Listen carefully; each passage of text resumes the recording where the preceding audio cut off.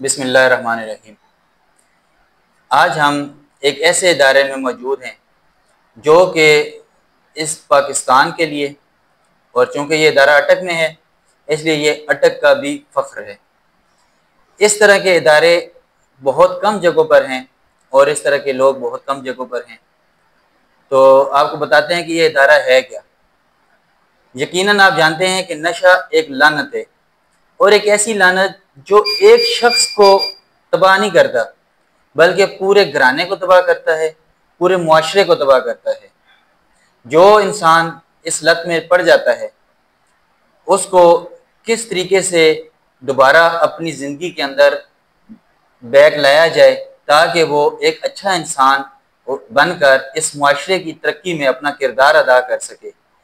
इस वजह से इस तरह के सुधार प्रोग्राम, सुधार इदारे जो मंशियात से लोगों को हटाकर एक अच्छा इंसान बनाने की कोशिश करते हैं, यकीनन ये हमारे लिए काबिल फ़ख्र हैं। और आज हमारे साथ इस इदारे के सरबराह मौजूद हैं, इनसे बातचीत करते हैं। जी अस्सलाम वालेकुम। वालेकुम अस्सलाम। जी आप अपना नाम और अपना तारुफ ज़रा थोड़ा सा जी बताएं। मेरा नाम अदनान अहमद है, जी अदा। पेशावर से बिलोंग करता हूँ मैं। यहाँ पे अटक में हम आए हैं अटक के लोगों की खिदमत के लिए। जैसे कि आपने भी बताया कि नशा जो है ये एक लानत है, इससे हमारा माशरा बिगड़ रहा है। हम चाहते हैं कि हम इस नशे के आदी लोगों का इलाज कर सकें। उसके लिए हमने यहाँ पे एक सुधार वेलफेयर ऑर्गेनाइजेशन के नाम से एक इदारा खोला है।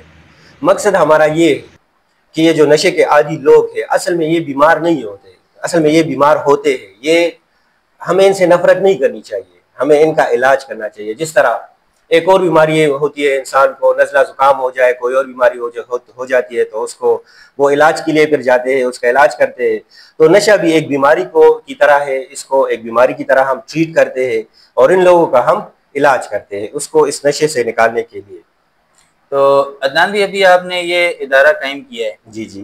तो ये किसी सोशल वेलफेयर की तरफ से या ये अपने किसी जो है ना सोर्सेज के किस सोर्सेज पे ये चल रहा है?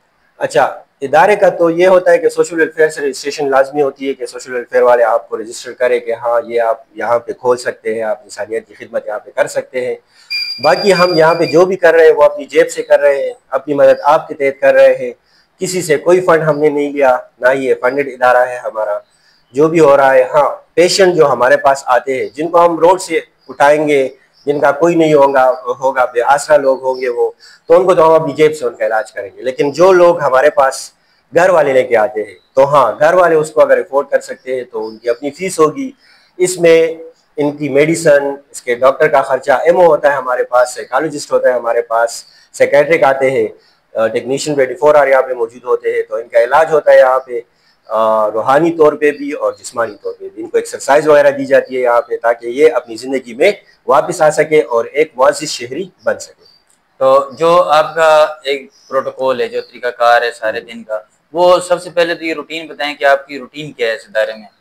रूटीन सर हमारी ये होती है कि सुबह जब नमाज के लिए इनको उठाया जाता है तो नमाज से फारिग होने के बाद ये थोड़ा सा फिर इनको आराम करने दिया जाता है 2-3 घंटे के लिए। फिर इनको नाश्ता दिया जाता है, नाश्ते के बाद फिर इनकी एक्सरसाइज होती है, मेडिकेशन होती है, फिर इनकी साइकोलॉजिस्ट के साथ एक सेशन होता है, घंटे का 1.5 घंटे का सेशन होता है। इंडिविजुअल सेशन भी होते हैं और ग्रुप वाइज भी होते हैं। ग्रुप में पेशेंट को बिठा के उनके साथ काउंसलिंग करते हैं, फिर अलग अलग एक से पूछते हैं कि आपने ये नशा क्यों शुरू किया, इस तरफ आप कैसे आए। तो उन मसाइल को हम जानने की कोशिश करते हैं और फिर उनको हल करने की कोशिश करते हैं। उनकी फैमिली काउंसलिंग भी होती है, फैमिली वालों से हमारी बात होती है, तो फैमिली काउंसलिंग प्लस पेशेंट की काउंसलिंग दोनों होती है। अच्छा, उसके बाद जो हमारा लंच वगैरह हो जाता है तो उसके बाद फिर उनको आराम के लिए छोड़ दिया जाता है। फिर शाम के वक्त हमारी साइकेट्रिक और एमओ की तरफ से एक विज़िट होता है तो वो आके विज़िट करते हैं, इनको चेक करते हैं, सारा रूटीन वगैरह। फिर मौलाना साहब आते हैं, वो यहाँ पर इनको तकरीबन 1.5 घंटा इनके साथ बैठते हैं, तो दीन के हवाले से इनके साथ बातचीत होती है। फिर शाम की नमाज के बाद ये लोग फ्री हो जाते हैं, थोड़ा सा रिलैक्स करते हैं और इशा की नमाज के बाद बस इनको खाना दे के सुला दिया जाता है। ये हमारा रूटीन है। तो जो आपके एमओ हैं और साइकेट्रिस्ट हैं और मौलाना साहब हैं, ये लोकल अटक के हैं या कहीं बाहर से आते हैं, ये कौन है? अच्छा, मौलाना साहब जो है हमारे लोकल अटक के, हमारे यहाँ पर नज़दीकी मस्जिद में वो तकरीबन 14 साल से यहाँ पे इमामत कर रहे हैं। और टेक्नीशियन तो हमारे पास यहाँ पर रेजिडेंशियल होते हैं, वो तो किसी के भी इलाके का हो सकता है, लेकिन होता है यहाँ पर हमारे पास 24 आवर्स है, तो उसको रेजिडेंशियल ही होता है यहाँ पे। अच्छा, साइकेट्रिक जो हमारा है वो वॉक एंड का और एमओ दोनों वहाँ से आते हैं, वो विजिट करते हैं। ये डेली बेस पे आ रहे हैं या जी डेली वीकली बेस। आते एमओ जो हमारा है वो तो हफ्ते में 3 दफ़ा आते हैं, हैं? और साइकेट्रिक हमारे हफ्ते में 2 दफ़ा आते हैं। बाकी साइकोलॉजिस्ट रोज़ाना आता है और टेक्नीशियन यहाँ पे 24 आवर होता है।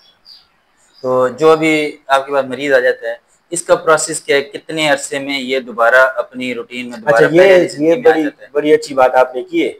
बाज़ इदारे ये भी कहते हैं कि हम 10-15 दिन में और 20 दिन में इसको ठीक करके दे देंगे, जो कि मेरे हिसाब से तो गलत है, क्योंकि यहाँ पे हम उनको ट्रीट तो कर रहे होते हैं, उनकी रूहानी तरबियत भी कर रहे होते हैं, लेकिन जो साइंस के मुताबिक है, तो साइंस कहता है कि एक इंसान को कोई एडिक्शन छोड़ने के लिए, उसकी एडिक्शन ख़त्म करने के लिए या एडिक्शन लाने के लिए, अच्छी एडिक्शन तो अच्छी आदत भी बंदे में लाई जा सकती है और बुरी आदत ख़त्म की जा सकती है, लेकिन उसके लिए कम से कम 100 दिन चाहिए होते हैं। तो 3 महीने का यह हमारा कोर्स होता है। यहाँ पर 3 महीने के लिए पेशेंट हमारे पास होता है, उसका यहाँ पे मेडिकेशन, खाना पीना, रिहाइश, सारा सब कुछ बंदोबस्त उसका यहाँ पर हमारे साथ ही होता है।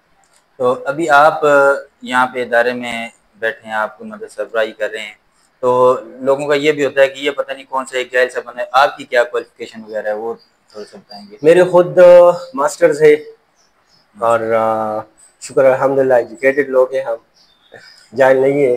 हाँ, ये और लोगों को बहुत ज्यादा इशू होता है ना कि ये जा रहे हैं, पता नहीं वो कैसे जेल से होंगे, मारेंगे, ये करेंगे, वो करेंगे, इस तरह से एक है ना। ये बात सही है कि मैं अगर आपसे अभी बात कर रहा हूँ तो उर्दू मेरी तो टूटी फूटी होगी इस वजह से, क्योंकि हम पठान हैं और पठानों की उर्दू का सबको पता है कि वो कैसे होती है।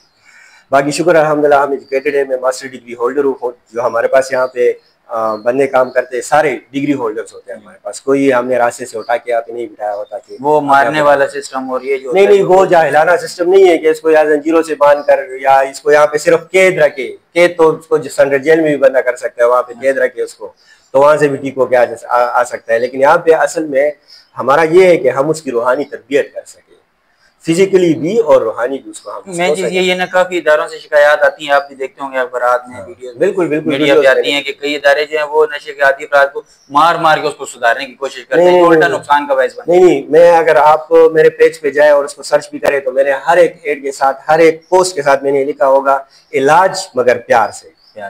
तो हमारा इलाज यहाँ पे होता है प्यार से होता है। हम यहाँ पे ना ही डंडे वगैरह का इस्तेमाल यहाँ पे है। कोई ऐसा खास पैगाम जो नाज़रीन को देना चाहते हैं, देखने वालों को जो आगे पहुंचे भी, क्या पैगाम? मैं आपको सिंपल वर्ड्स में अगर कहूँ ना, सिंपल अंदाज में अगर मैं आपको कहूँ ना, तो ये तो हम तो खिदमत के लिए निकले हुए कि हम इस चीज़ को ख़त्म करें, लेकिन मेरी नौजवानों से जो हमारी यूथ है उनसे एक यही रिक्वेस्ट है कि इस चीज़ से ख़ुद को बचाए। ये जो आइस, हेरोइन, कोकेन है, ये आप लोग की ज़िंदगी को ख़त्म कर रहा है। इससे आप लोग की इज्जत ख़राब हो रही है, माशरे में आप लोग नशई के नाम से पहचाने जाते हो। लोग आपको कहते हैं जब आप रास्ते पे जाते हो कि ये नशई करता है, उससे आपके घर वाले भी बदनाम हो रहे हैं कि ये फलाने का बेटा है, ये नशे करता है, वहाँ पे बैठता है, आइस पीता है, चर्च पीता है। तो अपनी ज़िंदगी संवारे, इस नशे के पीछे ना जाए। अपनी ज़िंदगी बहुत खूबसूरत है, कुछ ही दिनों की हमारी तो ज़िंदगी है, किसी को क्या पता ज़िंदगी कब ख़त्म हो जाए। तो अब छोटी सी ज़िंदगी है, 2 दिन की ज़िंदगी है, वो भी हम नशे के कामों में अपनी ख़राब करें, इज्जत हमारी ख़राब होगी, बेइज्जती की ज़िंदगी गुजारे तो उसका क्या फ़ायदा। तो यही एक छोटा सा पैगाम है, यही एक रिक्वेस्ट है, यही एक इल्तिजा है पूरी कौम से, पूरी पाकिस्तान की आवाम से, पूरी पाकिस्तान के यूथ से कि खुदा के लिए नशे से अपने आप को बचाए और अपने माशरे को बचाए, अपने खानदान को बचाए, अपने वालिदैन वगैरह को इस चीज़ से आप लोग दर्द ना दे कि वो किसी के साथ अपनी आंखें ना मिला सके कि मेरा बेटा तो नशा करता है। तो यही एक पैगाम है सर। आप अपने इदारे का एड्रेस और नंबर वगैरह बता दें, और अपना जो आपका पेज है जिस पे आप करते रहते हैं, ताकि लोग उस पर विजिट करें और आपके नंबर पे भी रब्ता कर लें अगर किसी का कोई ऐसा रिलेटिव। मेन पेज सर मेरा है अदनान अहमद के नाम से, और उसके साथ जो लिंक पेज है वो हमारा यही सुधार वेलफेयर ऑर्गेनाइजेशन के नाम से है, और ये अटक में पड़ता है 3 मीला चौक के नज़दीक, बीकन हाउस के बैक साइड पे ये पड़ता है हमारा जो हॉस्पिटल है। और कंटेक्ट नंबर आप लोग रब्ता जो कर सकते हैं व्हाट्सएप पे या नंबर पे, तो वो है 0316266419। इस पे 24 आवर आप लोग रब्ता कर सकते हैं और अपने प्यारों का इलाज करवा सकते हैं यहाँ से। नंबर एक दफ़ा फिर बता दें ताकि जरा याद हो जाए, हम लिख भी देंगे स्क्रीन पर, आप बता देंगे। सही है सर, 0316264019। शुक्रिया जी। नाजरीन, जैसा कि आपने अदनान भाई की बातें सुनी हैं, और यकीनन इस लानत से छुटकारे के लिए जो आपके रिलेटिव हैं उनसे भी आप तंग होंगे कि ये किस तरीके से ठीक हो। ऐसा कोई इदारा यहाँ पे अटक में ख़ास तौर पे जो नज़दीक हैं, अटक के सराउंडिंग एरिया में, पेशावर में भी इनका सुधार वेलफेयर चल रहा है प्रोग्राम, पिंडी वगैरह आगे बड़े शहरों में तो हैं, लेकिन अटक के सराउंडिंग एरिया में ये पहला इदारा है। तो आप लोगों से गुजारिश है, आप अदनान आदमी से रब्ता करें, अपने प्यारों का इलाज करवाएं, उनको वापस ज़िंदगी की तरफ लाएँ, मौत से निकालें और ज़िंदगी की तरफ लाएँ। इसी पैगाम के साथ अपने मेज़बान हमीद अहमद अमान को इजाज़त दीजिए। अल्लाह हाफ़िज़।